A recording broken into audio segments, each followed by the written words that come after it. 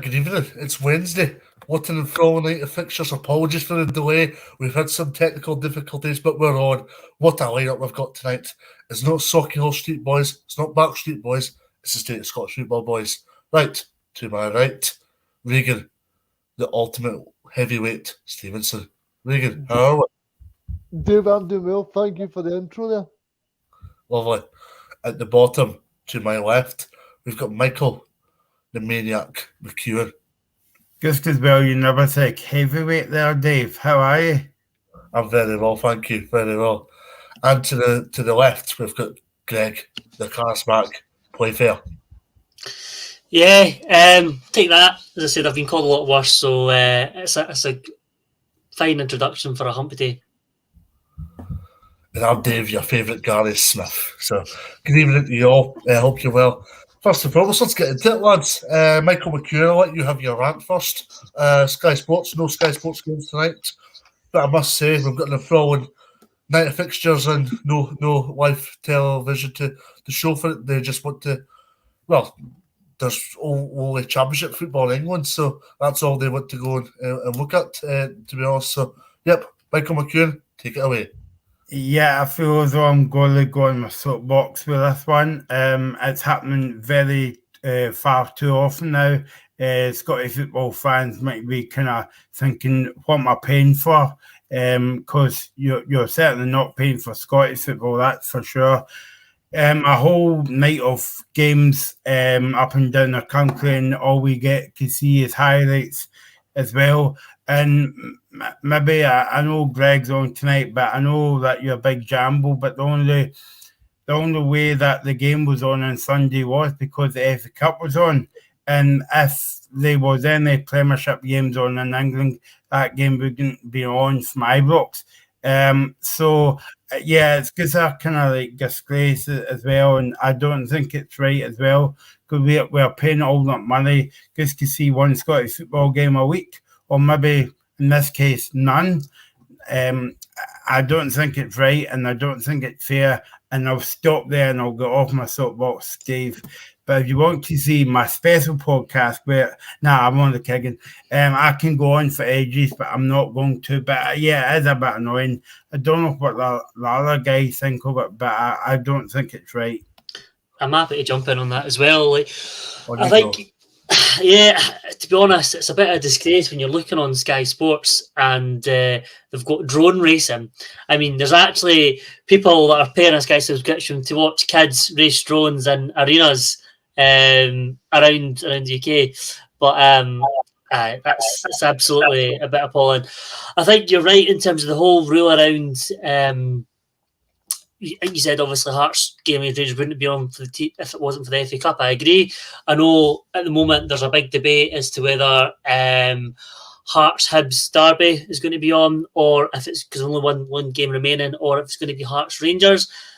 It's likely the Edinburgh Derby isn't going to be televised, which again, given the last few games as well, they've been 0-0 Borefest a little bit. Well, we'll say Borefest, but for maybe those watching, it's a bit disappointing. I've said it before, I'll say it again. I think SPFL TV, £15 a month. I would happily pay that. Again, I don't even watch English football in all honesty these days. I've kind of grown out of love with it. Just I can't relate to the players, can't relate to the clubs, especially when you see this sort of things going on where, you know, guys getting fined 2 weeks' wages, £250,000, and you're like, it's just so far from reality.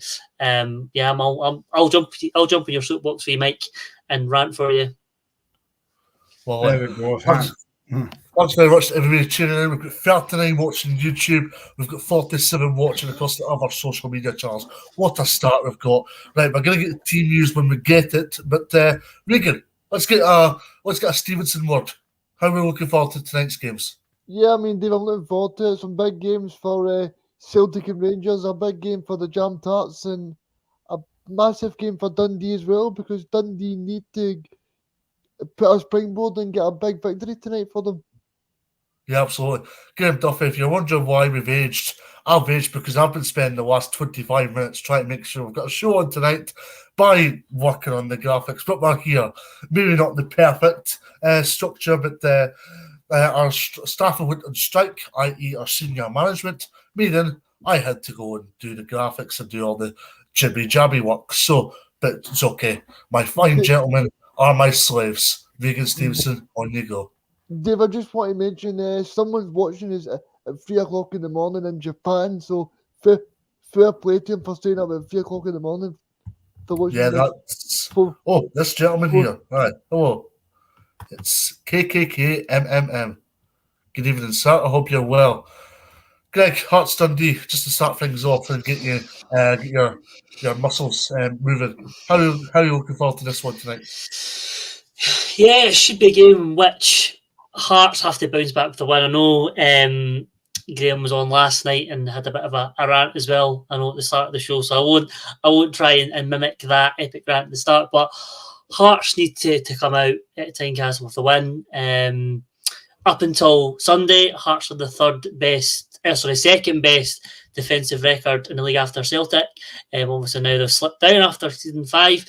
They're up against a team who I think are in a bit of free fall. Dundee, 2 strikers. James McPake, I know the fans. I know you cover the Dundee beat. I know the fans aren't too enamoured with him at the moment. There's chat about whether even he'd been charged tonight. He's under pressure tonight to get a result. Yeah, Hearts have to win. I think obviously team news from what I understand, there will be a couple of changes. I think Sims has to play. I think he's made such a positive contribution. I've seen in the games against Celtic when he's played and against Hibs in the derby as well. He's not a target man. He's not someone that's going to be the one that's, you hold up the ball. I think he's good at running the channels. I think Boyce could very well be dropped tonight. He's been off the boil. Boyce been off the boil. No kind of pun there. And I think obviously as well defensively, there could be changes there. I think Taylor Moore wasn't too great there, but to be honest, I don't think he was helped by his counterparts in Kingsley and Civic as well, who realistically it was only his second game playing in defence for Hearts. Third game playing for Hearts. So it was his second game playing for Hearts there after Hibs. So yeah, listen, I'm expecting a win, but we'll see when team news comes out. Yeah, absolutely. I just want to ask Greg something, Dave, because for me watching it on Sunday as a Hearts fan, I would be very disappointed watching that. I thought they didn't offer very much. I thought the only proper chance they had in the first 45 minutes was the chance from Devlin that almost went past McGregor, but apart from that, they didn't really offer much. And for me, I think that just shows the negative tactics that Robbie Nielsen always has against Celtic and Rangers. Always. I mean, listen, you're speaking to a guy who was a Robbie Nielsen fan. I had a Nielsen to Leicester City top when he went down. I was devastated when he moved down to Leicester under with Craig Levein. I'm a massive fan, Robbie, but I've criticised him when he gets things wrong. Now, what I would say for Sunday, having seen that, is the team that actually did kind of play further forward. So one of the criticisms we had, or certainly against Celtic, he had said the players didn't follow instruction in terms of pressing. You've seen the first 10 minutes. Obviously, Hearts pressed a bit in the game. You could recall at Tynecastle, Hearts sat off, and then obviously Celtic dominated. And as I said, we'll get on to Hatate, but it was the real Hatate show from there forward. So what he done for this game is he brought in Aaron McInnes to kind of press. But listen, Hearts, the midfield kind of went further forward. And what you've seen there is when Morelos drop into those pockets in the midfield, and then obviously Kent was then getting the freedom of Govan on the left-hand side as well. Atkinson didn't have a really great game. And I said defensively as well, it was kind of, they're all at sea. But for me, it's more of a player's attitude thing than kind of first thing. So, tactically, he went further forward, and yeah, he could have changed one or two players. For me, Peter Haring has to start tonight. Cammy Devlin has to be dropped. I can't see any way Cammy Devlin has to play again tonight. He's got to work his way back into the team. I know people talk about he's got real dynamic energy. Take away his energy. What attributes has Cammy Devlin really got? I'm not criticising him. I know it's still in his career, but I don't think he's got a defined, talk about a tackle, but it's a foul as well. He could have had a red card or two in his time as well at Hearts. So yeah, I think Nielsen has to get it right tonight. I think he has to play 2 up top. But who he plays with Sims, I hope it's not Boyce has to be dropped as well. But we'll see. We'll see soon. Big question for you, Mr. Playfair, from Brian Warrior here, saying, Greg, are you getting changed at my house? You better hurry up. Big Ads will drop you if you're late. Yeah, the Greg Taylor. It's been going on for a few weeks now. Yeah, I'll take that comparison. If somehow I manage to get his wage slip sent to me in error, I'd be happy with that as well. Yeah, absolutely. Indeed, I am on the vodka and orange. I'm only joking. I'm on the orange juice. We are waiting for team news, but good point getting made here by Graham Duffy, saying, as I said last night, after the second goal we gave up, that's not acceptable. Reaction needed tonight, Greg? It was like Livingston vibes a few seasons ago when it was that horror show on the Craig Levein when it was 5-0. And to be honest, like I know Nielsen said 1-0, it was close. Rangers could have had 3 or 4 at halftime easily. And I think at 2-0, Hearts are pushing forward, but some of the performances were abject. And as I said, there are guys there that probably should have been, I don't know if shame's the right word, but yeah, like, it really was poor and not acceptable. So there will be a reaction tonight to Tynecastle. There will be players that are needing to prove their worth. Even like Sabani Mackay, I think, there's questions from some Hearts fans about his performances of late a little bit. But yeah, like the Boyce if he plays, which I think he will. Benny Beningame was kind of substandard. Atkinson, I know Graham is not a massive fan from last night. Cochrane, Halliday, these guys on the left.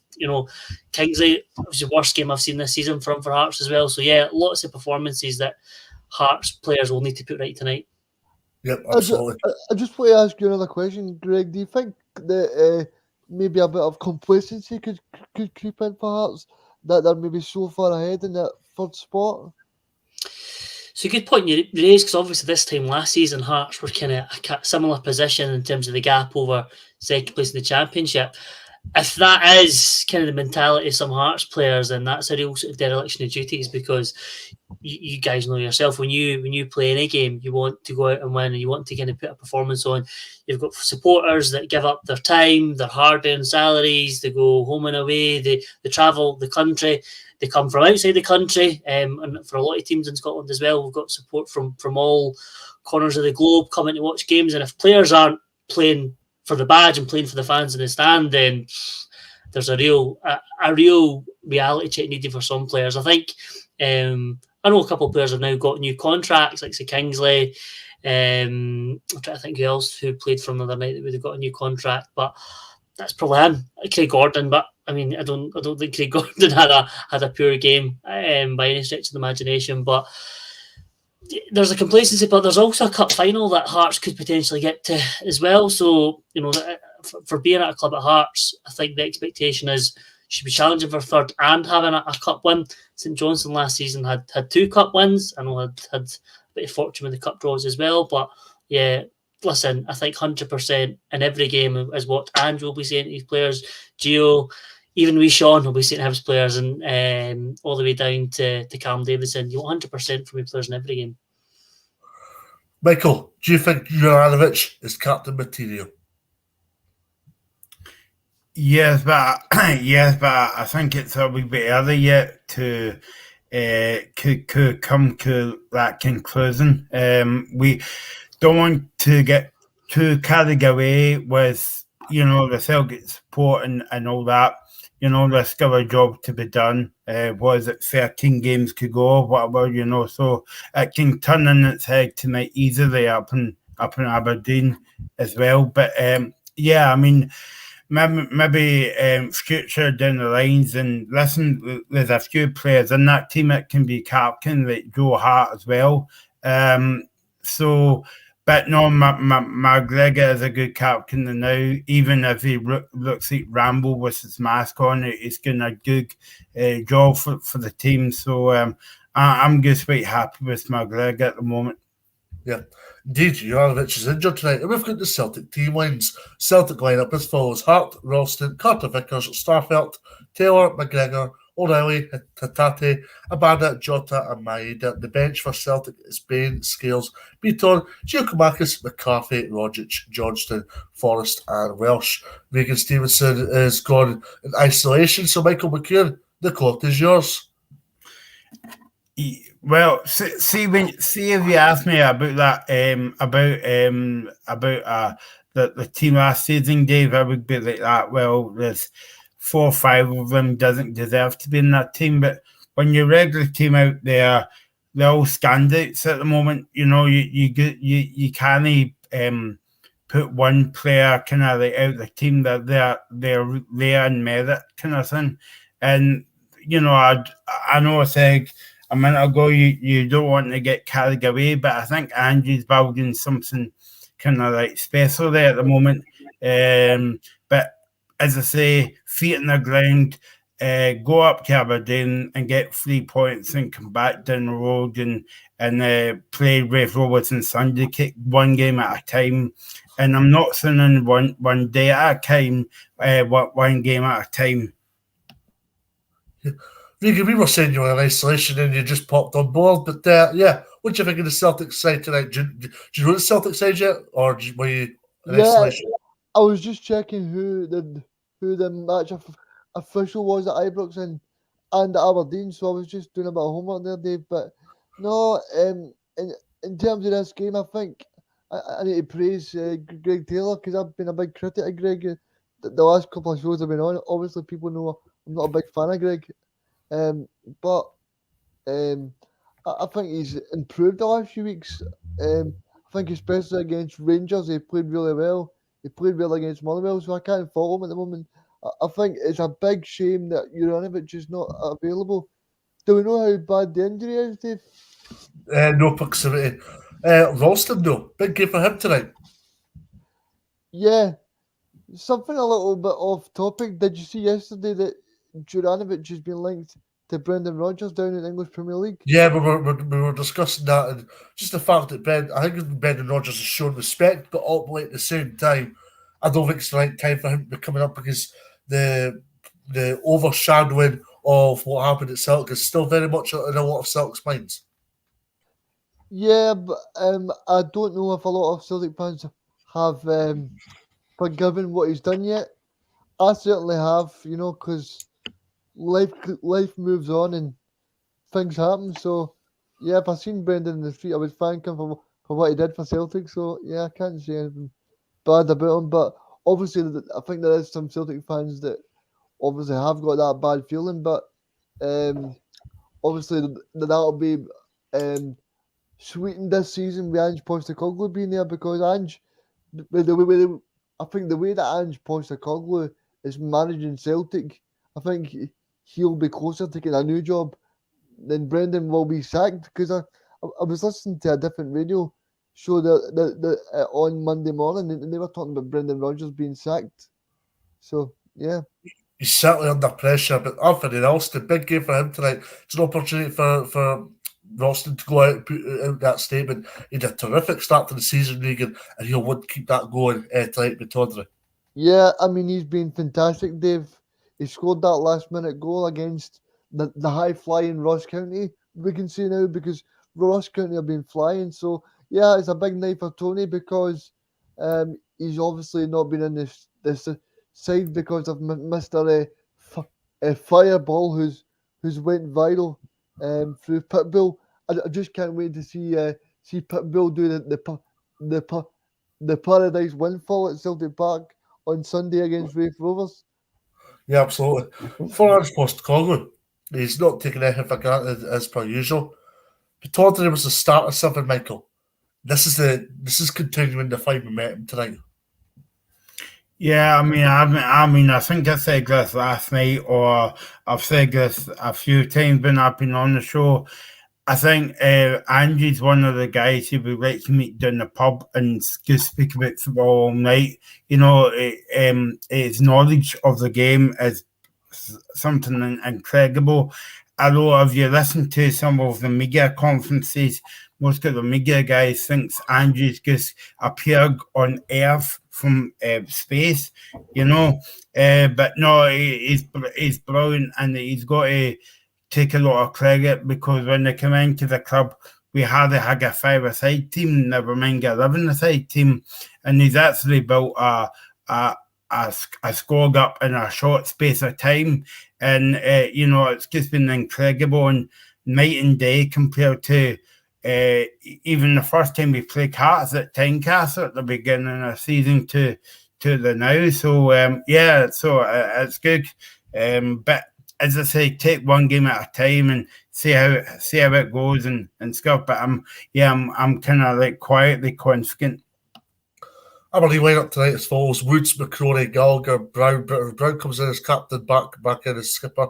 Ramirez, Bazuzin, McGeer, beg your pardon, Hayes, Ferguson, Ramsey, and Bates. The bench is quite a young bench for Aberdeen tonight. This Greg, Ritchie, McKenzie, Jet, Ojo, Jenks, Roof, Barron, Kennedy, and Milne. A lot of the youth academy products in there. A tough ask this for Aberdeen, but they need a big start. Yeah, obviously we've got a lot of Aberdeen supporters within our stable of state of Scottish football. For me, looking at it, you know, Aberdeen, I mean, I've always questioned sort of certainly in the last few weeks, the signing policy that Dave McCormack's overseen here. Obviously, Stephen Glass has came in with a reputation of developing talent over in the MLS. Atlanta's second reserves or under 23s, whatever they are, B team. And, you know, he's came in and he's signed lots of players kind of over 30, like say Jet, Brown. Obviously, there is, I'm trying to think top of my head as well. You've also got like Marley Watkins that came in. Plus, as I said, you've got guys like obviously Ramirez, who I think probably an exception. Hayes is still there, Lewis, Ojo, Gallagher, Woods tonight. So it's a really, really old team. So when you say the bench is quite young, it's probably bringing down the average age a little bit. I think Aberdeen's issue is defensively. So is it a back four again, or is it a back three? But looks at back four, yeah, back four. See, obviously Aberdeen have kept the fewest clean sheets, and I know there's been sort of chat around having a back three potentially as well. That could help. Going forward, they're actually surprisingly, when I've seen this stat, they have the third most shots on goal with 312. With 107 of them being on target. So that's fourth just behind Hearts by a couple of shots, I believe. So when you think about Aberdeen, and I know kind of the woes in terms of forward lines, you know, it's probably kind of relying a little bit on Ramirez here, but it's that defensively where Aberdeen are at their weakest, I feel, and where Celtic are at their strongest. So I do see goals in this game tonight. Yeah, absolutely. Right, off to Tynecastle then. Hearts line up as follows: Gordon, Kingsley, Suter, Harron, Binningham, Boyce, Moore, Halliday, Mackay, Sims, and Civic. And Graham Duffy must have not been happy with his Hearts side, because he's definitely not been commented on the comment section. But anyway, the bench for Hearts: Stewart, McInnes, Woodburn, Mackay, Stephen, Devlin, Cochrane, Janelli, and Pollock. Greg, what we're thinking? Yeah, it looks like he's going to be playing like a 3-4-1-2. It looks like. Obviously, Moore's been put to right wing back, where he's been okay. As I said, okay rather than anything exceptional. So he'll be there. Obviously, Halliday there is. It's not attacking fullbacks. That's kind of what Atkinson was brought in to do. But I think obviously a lot of emphasis will be on the front three of kind of Mackay, Sims, and Boyce. I'm glad Harring's in. I said obviously at the start of the show that if Devlin's in, I'll not be a happy man. And I'm glad that he's out, because I said, listen, he's just moved across the country, maybe needs a bit of time outside as well, and be getting back up to speed. But the team should be great. Obviously for me, the big thing as well, Suter coming up, full start in the centre, Civic on the right and Kings on the left. I think he will be a massive difference. Hearing that news, I'm kind of confident going on. I was minutes ago. Yeah, absolutely. Dundee lineup as follows: Waller and goals, Kerr, Fontaine, Sweeney, McGee, Byrne, Mulligan, running hand Adam. The bench for Dundee: Sharp, McDade, Chapman, McKinnon, Robertson, Anderson, Ibsen Rosie, of course, coming in from Bournemouth on loan. We'll get onto that in a minute. And McGinn. Right, first and foremost, Regan, we'll start with yourself. No Adam Wexton. I'm a bit surprised about that. Obviously, had that blunder on Saturday that I get slaughtered on a social media site for saying Adam Wexton was very poor, and somebody, one man, his granny, decided to go and defend Adam Wexton by saying I was speaking rubbish. But Adam Wexton isn't even in the squad tonight. I find it a bit surprising. Yeah, but I don't find it surprising in one way, in terms of because James McPake's under pressure. I said this a few weeks ago that James McPake, I think it was when they played St Mirren, he started to throw the older players under the bus. And I think for me, that was the first sign where I thought, whoa, something might be happening here. I know that you said, Dave, that maybe that was a tactic to try and get the older boys to try and do better. But I think for me, when you start to throw the older boys under the bus, then maybe they start to down tools, you know. And I think if you're a Dundee supporter tonight, you'll just be hoping that they can start to bond in the pitch and look as if they're enjoying the football, because you don't want it to be a bad place to be. Because as we've seen with Celtic last year, Celtic was a bad place to be, and look what happened there. I don't even think that Rangers were a great team last year. I just think that Celtic were so bad that the Rangers were able to capitalise. And in terms of Dundee, I think this is a massive game for them. Even if they could get a point at Hearts, it would be seen as a great result for them. Because of what they've been through. But yeah, I think Zach Rudden is going to be a big player for them tonight, because Zach Rudden, I watched them in the Scottish Cup about 2 weeks ago against Partick Thistle and Airdrie, and he was great that day. He should have scored last week in the Dundee derby, which I watched, and he scored at the weekend, obviously. So I think he's going to be a big player for them, and but he's got Craig Gordon to bear with tonight. So I think it's going to be a difficult one for Dundee.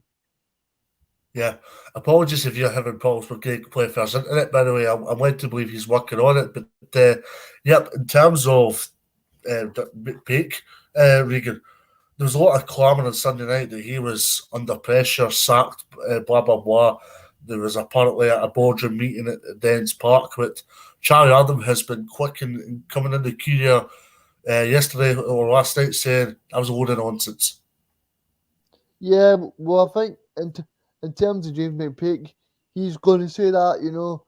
I don't know what the situation is, but like I said there, with a few incidents have happened at the club, I think that the first sign of that was Lee Griffiths leaving, because James McPake said on a couple of days ago that they were hoping to get Lee Griffiths tied down when he spoke to the media the other week.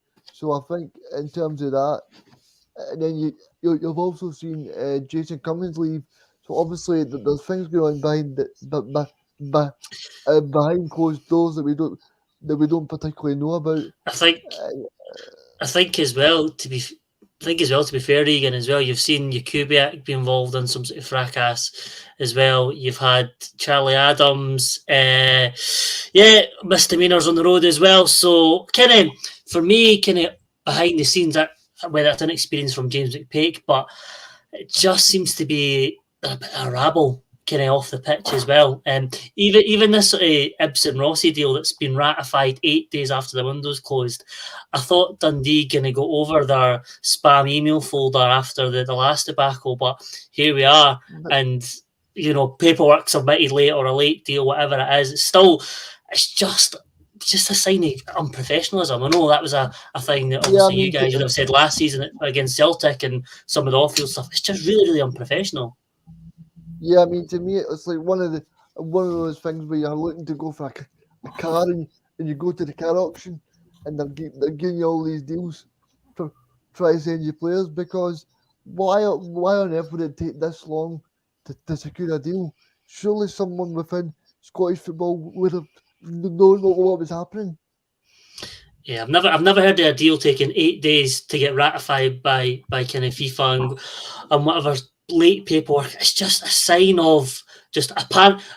You know, if I was a Dundee fan, I would scream it's just a panic loan deal or whatever else. I do believe the player did reject advances from clubs there in England, and I also, again, a rumour that other clubs in Scotland were interested in him. So potentially it could be a coup, but get your business done early. I know we've gave praise on this show to the kind of Celtic getting the players, 3 players in on the first, ready to go. The deals were done in December, so I think when you have disorganisation, there's maybe an element of that keeping on to the pitch as well. Because if players are coming off and they're hearing rumours of board meetings or they're seeing other players getting off the field issues, that doesn't translate well onto the pitch.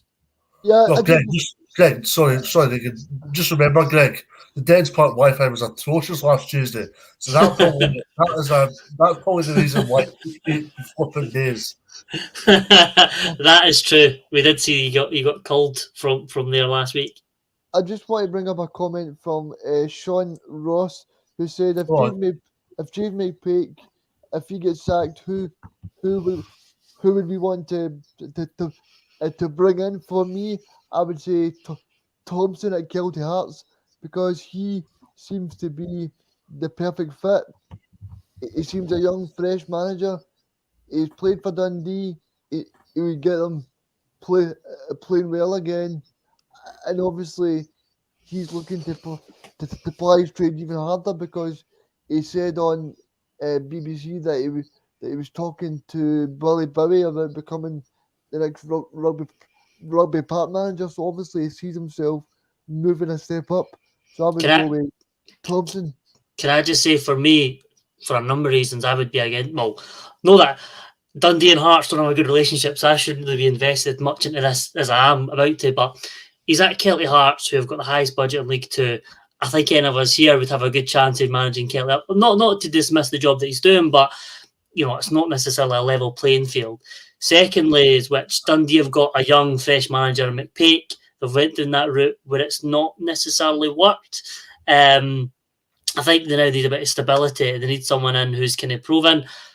It's Jack Ross, I would kind of look at as probably kind of the most obvious candidate to come in. I think he would steady in. That's who the Dundee fans are touting, Jack Ross. I think. No, I'm telling you right now, Jack Ross would not go to Dundee with the shambles that's happening on and off the field. He will not go. 100%. Well, what would make Kevin Thompson go, though? You're saying here Kevin Thompson is someone who is quite level-headed and who I respect a lot, apart from the fact he calls football footy. I like him. I like him apart from that, and I know there's maybe a few Celtic viewers that maybe are not enamoured with him. His work on Rangers TV and the Rangers youth system. I think he is very, very impressive. But that being said, he's kind of picking and choosing carefully. I couldn't see Kevin Thompson wanting to go to Dundee, given the shamble. Unless he got relegated, unless he came in the summer, got to kind of clear the squad out. There was backroom changes, or off the field changes as well. But I couldn't see him wanting to go there. It's kind of tailor made for an older head, a kind of experienced kind of manager. I think one man to sort out the fights and all that, and I don't know if he's still at Dundee, Dave, is Gorgon Scracken, and you might laugh at that comment there. Happy birthday, Gorgon Scracken. Happy birthday. Yeah. Happy birthday, yeah. And don't give anybody birthday cake. But he would be the right man to sort everything out, that off-field stuff as well, and to get Dundee playing football on the park. That's the only man I can see about that. I know Greg was taking Jack Ross there, and that's a very good shout, but you need somebody with experience if there's divisions in the dressing room as well. Well, Jack Ross practically took St Mirren from nothing to something. They were fearing relegation when he took over. The other guy I wanted to mention was Paul Hartley. Would they take Paul Hartley back? Because he's doing a great job. They would take him back, but I must say, Paul Hartley's a really good package at Cove Rangers right now, Regan. I think as well, Paul Hartley's reputation sullied with with his time at Falkirk as well. It's like John Hughes with that Rafe Rovers black mark against his name. I mean, somebody who I would love to see in full-time football and see in the top flight would be Dick Campbell. I mean, I don't know if he would trade our profile. I know he's got a good job, but I would just love Dick Campbell in top flight football. Surely they're going to go up anyway. So why would you leave Dundee for that? I don't think he'll take any prisoners, Greg, as well. Dick Campbell. Yeah, that's somebody like that. An old head, old pro. Keep it to basics. I know people are talking around. I know there's the new terminology and whatever else that people talk around. But Dick Campbell, very traditional, keeps it right, sets the team up to win. 2 strikers every game, home and away. You know, sometimes these old school values that you kind of treasure a little bit. I mean, I'd love Arbroath to come up as well, to be fair, Regan. But I don't know. I think the potential, they could falter away if one of the sort of full-time teams get a bit of a break. But I mean, given what's happened in the Championship with some of the clubs off field as well, you're right. It's Arbroath's position to lose. Well, off the TARDIS, Kevin McDonald makes his first start for Dundee United.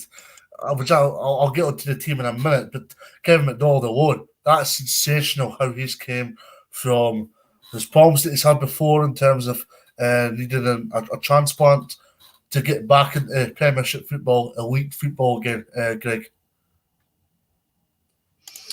Yeah, I'm delighted for him because, listen, I know there's been players that could retire on that. I think, I'm led to believe as well, even in sort of insurance, every player's got the insurance as well to be covered. And listen, he could have got a pretty package to not play, but I think that says a lot about him that I probably not knowing the full ins and outs of it. I appreciate he's kind of foregoing that to then play to really sort of prove himself. I know he'd done a bit of coaching, but it's quite an inspiring story. It doesn't matter, whether you like any of the Dundee clubs or whether you are interested, but to someone to come back and play, elite top level football. I'm not saying the Cinch Premiership is elite level. I'm not saying it's up there, but in terms of the rest of the population in Scotland, it's really, really great to see. And I think he'll be a good cam head in the middle of the pitch. I know Charlie Mulgrew's done well in defence for Dundee United. I know they've got a young team, and obviously Tam Coates is looking to bring in, part of his remit is to bring in young talent through the academy as well. And I think Kevin McDonald will be a positive influence in Scotland International. He's won promotions as well from his time even in Dundee and down south. So yeah, hoping he plays well. Michael, 6 academy graduates involved for United tonight. We'll get on to the team just now. But Seagrass, Smith, Niskanen, McNulty, Edwards, McDonald, Butcher, Levitt, Harks, Graham, Watt, bench for United, Ericsson, Clark, Akaroa, Mickinson, Nielsen, Mockery, McMahon, Thompson, and McLeod. As I said, Mike, 6 academy graduates involved, which is fairly good going. That's brilliant to see for any club in Scotland. It doesn't matter if it's Dundee United or Kelty Hearts, if you were talking about that. It's always good to see the young kids, even though I think that a very old guy when they say that, because I am a very old guy getting before Reagan says anything about that. But no, it's always good to see young guys in the team. And, I quite like watching Dundee United this season. But as I said to you last night, Dave, that they've had a very kind of up and down season. So is Motherwell. Motherwell couldn't find a goal because of Reagan, not you, Reagan, but Reagan, Charles Cooks away to Ross Kenton, Miska Watts away to he's playing for Dundee United tonight, so hopefully it doesn't come back to haunt them as well. But no, that looks a good game on paper. Tony Watt, big game for him tonight, Regan? Yeah, I mean, I did see Tony Watt. He was on the back of a Black Rooster bus yesterday, speaking through his Instagram. But yeah, I noticed that. It seems like he's enjoying his time up at Dundee United. Charlie Mulgrew was on there as well. So no, I think it's important for him, even though he's enjoying his football, to start scoring goals, because he was doing that at Motherwell. But hopefully he can start to do that for Dundee United, because I think they've paid a lot of money for him. So I think they'll be hoping to get their money's worth with Tony. Motherwell lineup as follows: Kelly, McGabby, Solom, Oyala, McGinley, Goss, Slattery, Donnelly, Efford, Woolery, and Roberts. The South for Motherwell are Fox, O'Donnell, Carroll, Van Veen, Shaw, Cornelius, Grimshaw, Tierney, and Sheard. Regan, where do you see goals? And ultimately, where do you see the 3 points coming from if Motherwell do get a result of some magnitude tonight, whether that's one or indeed three? I see, in terms of Motherwell, Dave, I see them being a big threat through Tierney or Roberts, because I spoke about Roberts last week. He scored some really impressive goals this year. He scored one last week up at Ross County, and it was superb. So I think if you're looking for a goal for Motherwell, probably your best bet would be Jordan Roberts for me. Is that the same guy who was at Hearts? Yeah, Unbelievable. Can't believe I'm hearing that. But he's been. You're right. Sometimes a player at a certain club can just work, and certainly him at Hearts just never worked at all. Absolutely. Next up, we'll go Ibrox. We'll go Ibrox next. Rangers against Hibs. Hibs have been a poor run of form, Greg. As a jamble, you'll be hoping that doesn't start tonight. But in terms of Hibs, is the Maloney methodology working? Or can it work? I knew you'd come to me because my big team are playing my wee team's rivals. Yeah, there we go. That one for Regan. For Sean Maloney has came in, and I said it on one of the first shows, and a couple of people commented at the time going a bit harsh, but there is sort of Cathro vibes that I'm getting from Sean Maloney, right? Yeah. And the reason I say that is he's worked with good players, he's worked with, the Belgian national team. He's been there, and being a coach and being a manager are two different things. I've been involved in football coaching. I've managed people at work as well in my role in terms of my 9-to-5 job. And it's a different skill, coaching people to, put on a session, put on drills, to manage people, to manage situations. And listen, Hibs is a big club, in Scottish football stature. I don't feel Hibs, Hearts, Aberdeen, maybe even Stephen Glass, I don't feel these are clubs that people should be learning their trade at. I think you it's a club where you move on to. So someone like a Jim Goodwin would move on there. Someone like a Graham Alexander and Callum Davison would move on to these clubs. And I mean, I said at the time as well, where he's getting in Pat Stanton doing his team talk for an Edinburgh derby. Yeah, it looked great. Hibs got a draw out of it, but I don't know in terms of what influence he's got.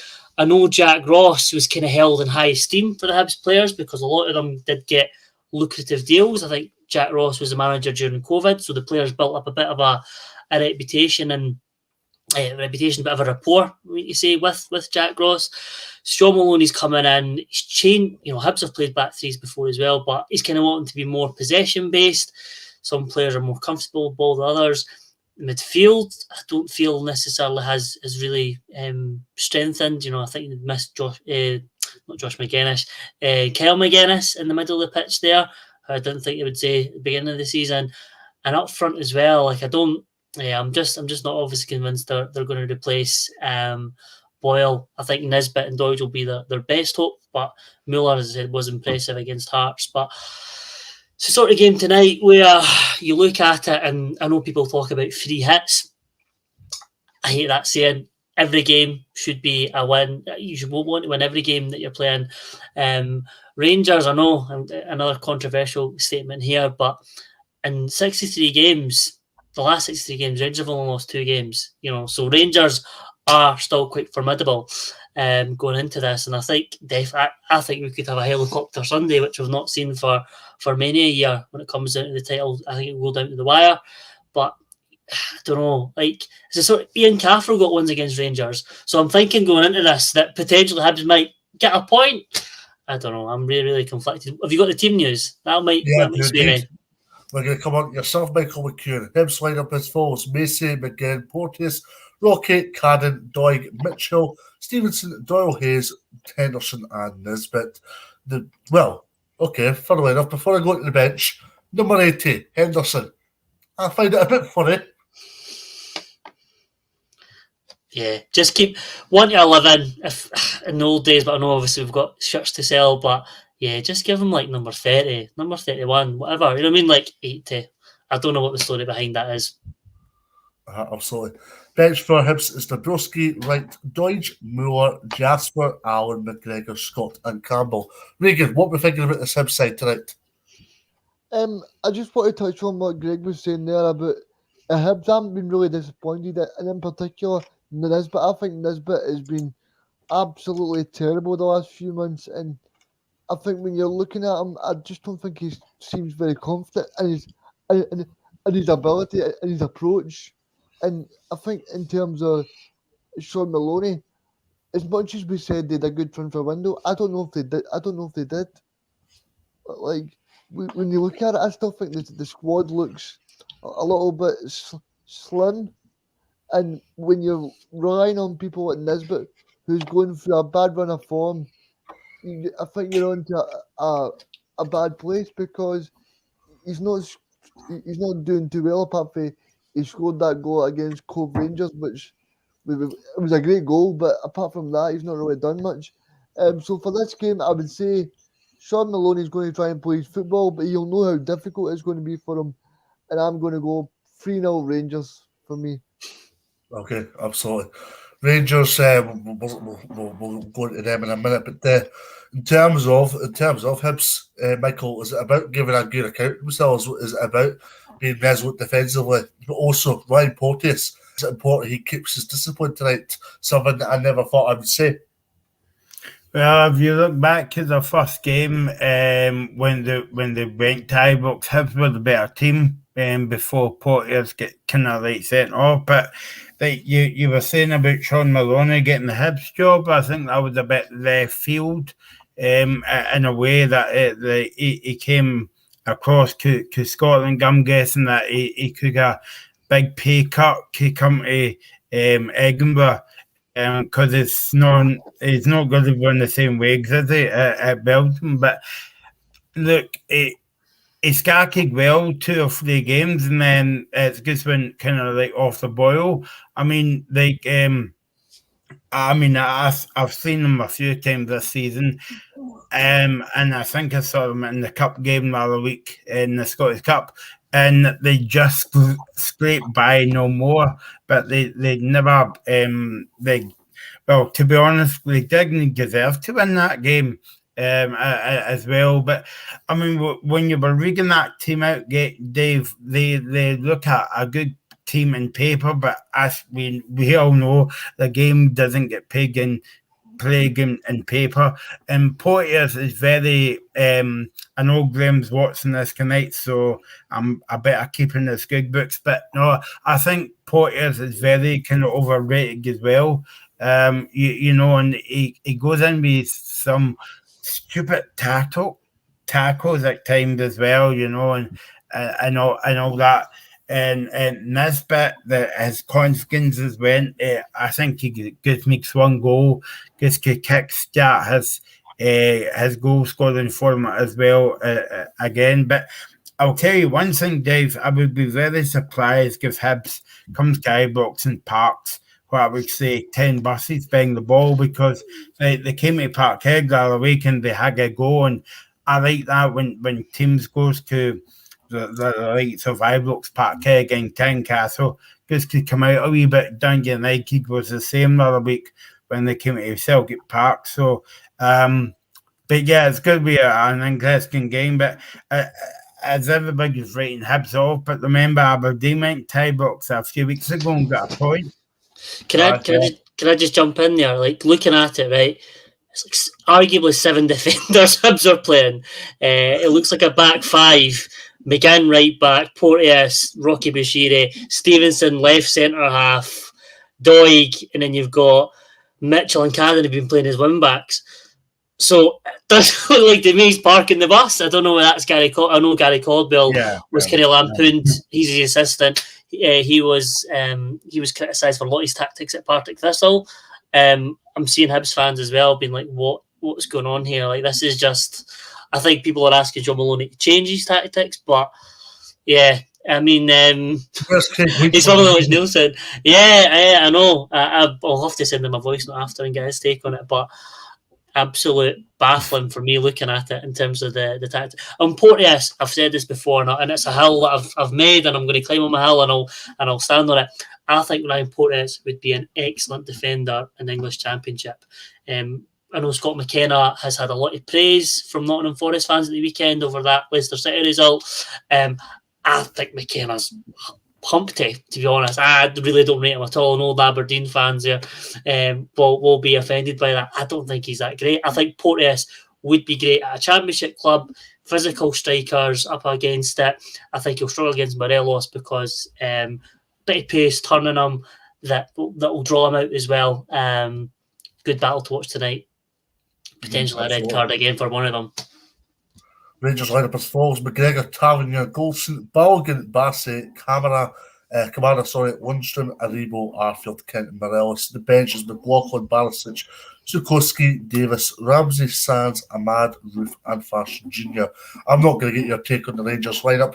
We are instead going to go to St Mirren, the first St Mirren against St Johnstone, the Battle of the Saints. And I think it's going to be a thrilling game this tonight, because you've got St Mirren side that a battle for the top six, but all the sides are in the middle area slipping up right now.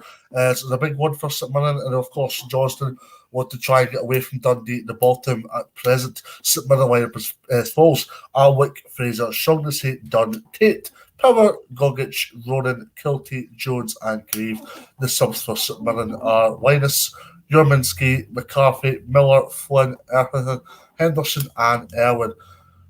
Regan, St Mirren, good momentum about him just now. Another big game for Jim Goodwin's side tonight. Yeah, I'm going to say that St Mirren would possibly be in the top 4, Dave, because when you look at it, you've got Motherwell, you've got Dundee United, and you've got Aberdeen and Sean Maloney's side, we just spoke about, who are not putting a good run together. And St Mirren have drawn something like 10 games this season. So if they can just manage to sneak the odd wins and do what they keep doing, because they've got a very good manager in Jim Goodwin, who I like. He seems to get a lot out of them. So yeah, I'm pretty happy with St Mirren. I think they could do very well tonight. It's funny as well, because it's not like St Mirren have a good nucleus of a team, but they don't have an in-and-out striker. Brophy's done okay, Kilty the same. But McGrath, thought that was maybe the beginning of the end for St Mirren after that, but it's been far from it. Yeah, it's been very good for them, because if you look at it, Dave, I think it's very interesting, because I think Jim Goodwin probably brought the squad closer together, because they probably know that they need to chip in with more goals and maybe work harder for each other. Obviously, they've got a good striker in Brophy, who done well for Steve Clark at Rugby Park. So hopefully he can start bringing the goals in for them. But no, I've got a wee soft spot for St Mirren, because I quite like Jim Goodwin and the way he goes about it. Yep. St Johnstone lineup: Clark, Cleary, Gordon, McCart, Gallagher, Davidson, Crawford, McPherson, Sang, Hendry, and Middleton. The bench for the Saints, Carl Davidson's side is Parish, Brown, Northcote, Craig, Butterfield, Gilmore, May, Bear, and Hector Ingram.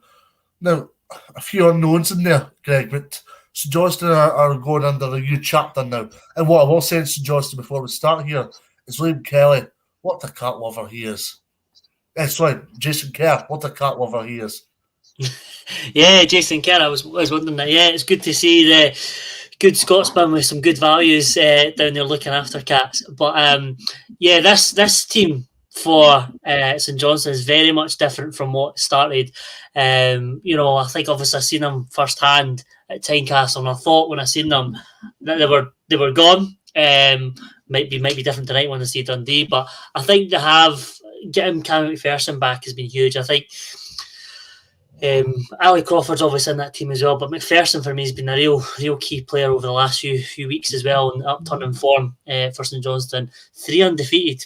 Let's in the league 3 undefeated. Hopefully things are looking up. I think Hendry coming back in as well is a real kind of boon for them. Nadir Shifty being out injured, I still think he can have a big part to play in St Johnstone's fight for survival. But yeah, interesting to see it lines up with Middleton and Hendry. You've got, again, big target man. You've got the little and large almost, with Middleton can run off him as a pace. I fancy Johnson for this one. I know Regan's been talking up St Mirren, talking about even top 4, top 5. I don't know. I just have this feeling the Battle of the Saints is going to go to the men from Perth. Absolutely. Up to the Highlands to finish things off. Time for a Highland fling. Ross County against Livingston. Ross County lineup as follows: Laidlaw, Randall, Volkins, Spittle, Callaghan, Watson, Iacovitti, Charles Cook, Tilson, Hungbo, and White. The bench for the Staggies: Baldwin, Harry Payton, Alan Samuel, Ramsey, Drysdale, Payton, Wright, Ben Payton, I'm assuming, Wright, McKinnon, and Maynard Brewer. Ross County have been going along fairly good. Charles Cook, a man in form. Ross County played some fantastic football, Mike. Yeah. I'm glad that Charles Cook has come up with some goals and basically shut some football fans up off the field. I think me and Greg was talking about this last week on the show as well. But yeah, I mean, this looks not a bad game to be quite honest with you. I would fancy watching maybe this on Sky if it was on Sky. But yeah, I mean, you don't know what team Livingston's going to turn up. You know, one week they could be hot or cold, same as Ross County as well. But also up there, it's a very tight park up there, so you don't know what you're going to be in for. So yeah, that looks a no bad game on paper. Yep. Yeah, absolutely. Livingston lineup is Stryek, Devlin, Fitzwater, Oberlai, Penrith, Holt, Ominoga, Pittman, Bailey, Forrest, and the main man, the Joel Newbley. The bench for Livingston: Malley, Boys, Longridge, McMillan, Kelly, Lewis, Sibbald, Shinney, and Anderson. No Shinney and Anderson. I'm looking forward to seeing Joel Newbley in action tonight, Greg. Get myself off mute. Yeah, really impressive loan spell at Broth when he came in there. I think obviously he first had an impact, obviously with the 2 assists at Easter Road. Obviously got himself sent off the other week, but I think he's a sort of striker you would typify with Livingston. With Lyndon Dykes, the big target man. I know Scott Robinson played the big man last season at 5'7", but they've been looking for that this year. I'm really interested. As Mike said, some really good footballers on show tonight, and even Omionga, Regan Charles Cook, I think's fantastic. He's again one of my favourite players, not at my current side. Hopefully we would be able to sign him, but that'll be interesting. Ross County, the third highest scorers in the league. So I mean, there's definitely going to be goals in this game. Regan, I think it's an enthralling game, this, because both sides are workman-like teams. Ross County have shown against every side apart from every side in the league, including the Glasgow 2 and that they're competitive. Livingston, they're a dogged side as well. Will defend like horses. They'll score goals as well. I mean, definitely, because if you look at Malcolm Mackay, he's done some job at Ross County, and then David Martindale, he's done well with beating Aberdeen as well. So yeah, it's going to be a very good game, like Michael says. Yeah, absolutely. When we look at this game on paper, there was a 1-0 Livingston game a few weeks ago now. Livingston beat Ross County in the Scottish Cup. But there wasn't much of separating sides, Greg. No, definitely not. I think as been said, there are two teams that the managers do set them up to attack and to go forward. It's with a purpose as well. So again, two sides that will set up quite well. As I said, there are some really individual quality players here, which, you know, outside looking in, there's players that probably are above those clubs, so to speak. So it'll be interesting summer. But yeah, I'm hoping for a good game. I'm hoping this will be the one that when we're on tomorrow night's show, it's talking about a 5-4 classic in the Highlands. Yeah, absolutely. Right, that's all we've got time for tonight. Celtic State of Mind will be on probably right now, actually. It's 7:15, of course. But thank you very much to everybody for tuning in. Much appreciated. The four of us are out tonight. We're not out to watch football, but we're out with a vengeance to catch some cinch Premiership action. Guys, what an evening of football it's shaping up to be. Yeah, I'm just so looking forward to it. They will be really good. I mean, Celtic playing, Rangers playing. We've got some very big games coming up. Lovely. Right. We'll see you tomorrow night. I don't know who's on yet tomorrow night, but we'll be on tomorrow night. Oh, Mr. Playfair's on. Good man. So Greg Playfair, that's enough for everybody. Greg Playfair could do a sportsman's dinner himself. He's that good. So thanks very much, guys, and we'll see you tomorrow.